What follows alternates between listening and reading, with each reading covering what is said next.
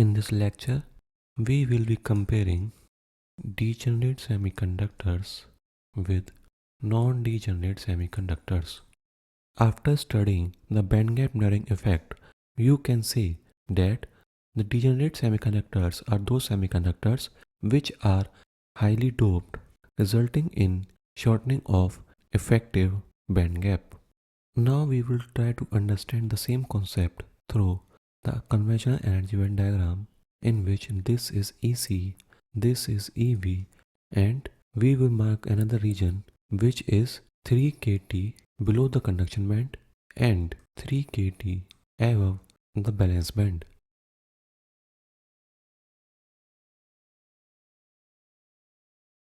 Now, this particular region is non-degenerate, and this region can be said to be typical degenerate semiconductor. And if the Fermi energy level lies within 3 kT of conduction band or within the conduction band or 3 kT above the valence band or within the valence band, then that type of semiconductor can be considered as degenerate semiconductors. You may go through a different definition of degenerate semiconductors, like degenerate semiconductors are the semiconductors whose Fermi energy level lie within the conduction band or valence band. However, this particular region, which is 3 kT, can be considered as degenerate also. The thing is, there is not a clear boundary up to where you can consider the semiconductor to be non-degenerate and up to where you can consider semiconductor to be degenerate semiconductor. However, the typical characteristics of degenerate semiconductors are that the semiconductor is highly doped such that it reacts more like a metal. So, for manufacturing purposes, if we are intentionally making degenerate semiconductor, then obviously we will be keeping the Fermi energy level in the conduction band or valence band. And similarly, if we are supposed to design a non-degenerate semiconductor, then we will try to keep the Fermi energy level far from conduction band and valence band. One thing you should remember, that degenerate semiconductors act as metals. Now one more important point. You know that Fermi Dirac polarity function is 1 upon 1 plus exponential E minus EF divided by kT. And you also know this particular formula can be reduced to exponential negative of E minus EF divided by kT. And this approximation is valid when E minus EF is several times greater than kT. For 5% error, we assume this approximation to be valid when E minus EF is equal to or greater than 3 kT. And this particular approximation, in which we neglect the 1 in the denominator, is called Boltzmann approximation.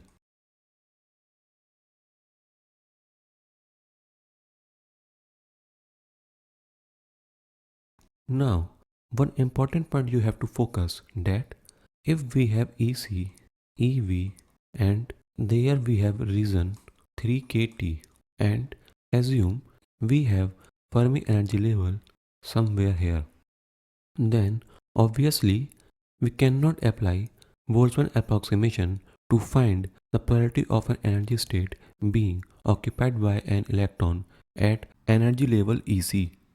Why it is so important? It is important because whatever formula you have studied till now, we have assumed that Boltzmann approximation is valid. It means that if there is a semiconductor whose energy band is like this and Fermi level lies somewhere here, then there are no possible states within 3 kT from either side of the Fermi energy level. But this condition is not valid here, because if the Fermi energy level is lying here, then obviously in the conduction band we have so many available states for an electron to occupy. If you recall properly, then you can remember that the formula for free electron concentration in conduction band is, but this formula is not valid for degenerate semiconductors. And also, the original definition for effective density of states is like this, where N naught is the free electron concentration and FEC is the value of Fermi direct priority function at energy level EC. But since energy level EC is within 3 kT of the Fermi energy level, therefore, for free electron concentration, you have to apply effective density of states into.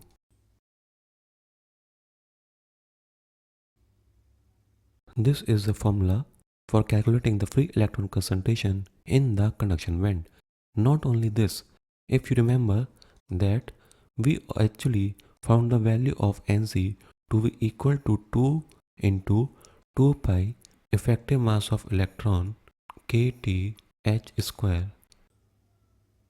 This formula is also not valid for degenerate semiconductors, because if you remember the derivation for this particular formula, then you will recall that initially we first multiplied the density of states per unit energy per unit volume in conduction band with Fermi priority function and integrated it with energy, which will give us free electron concentration in conduction band. Here only we assumed that there are no possible states within 3 kT of the Fermi energy level, so that Fermi energy level here can be replaced by its Boltzmann approximation. And after replacing it with Boltzmann approximation, we come up with the formula N naught to 2 into 2 pi effective mass of electron kT h square raised to the power 3 by 2 into exponential negative of EC minus EF divided by kT. And after comparing the standard definition of effective density of states with the result, we got the value of Nc to be equal to 2 into 2 pi effective mass of electron kT divided by h square raised to the power 3 by 2. So basically, we actually assumed in the beginning itself that Boltzmann approximation is valid, meaning that there are no possible quantum states within 3 kT on either side of the Fermi energy level where an electron can reside. But for degenerate semiconductor, this point is not valid. So all the formulas which you have studied for N naught, P naught, NV, NC are not valid for degenerate semiconductors. When you will be studying the same concept in higher studies, then you may see that there are formulas for degenerate semiconductors also, which looks actually very similar to these formulas. However, they are just similar, not the same. For graduate level studies, questions from degenerate semiconductors are usually not asked. And even if the questions are asked, then you should remember that there are only two formulas which are valid for degenerate semiconductors also. First is the Fermi priority function, and the second is N naught equal to Nc into value of Fermi priority function at energy level EC, which is not a formula but actually the definition of effective density of states, because like effective mass, effective density of states is also not a physical concept. This concept is also made for calculation purpose. The real concept is GCV, which is density of states per unit energy per unit volume. Always remember that for Fermi priority function, you cannot apply the Boltzmann approximation if the Fermi energy level lies within 3 kT of conduction band, and similarly for effective density of states in the valence band. If valence band energy level EV lies within the 3 kT, then you cannot apply the Boltzmann approximation.